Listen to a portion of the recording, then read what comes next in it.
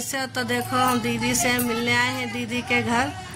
और दीदी हमारे घर पे आए हैं गाइस, मुझे बहुत अच्छा लगा है दीदी से मिलके। और दीदी हमारे लिए छोटा सा गिफ्ट भी ले आए हैं। दीदी थैंक यू।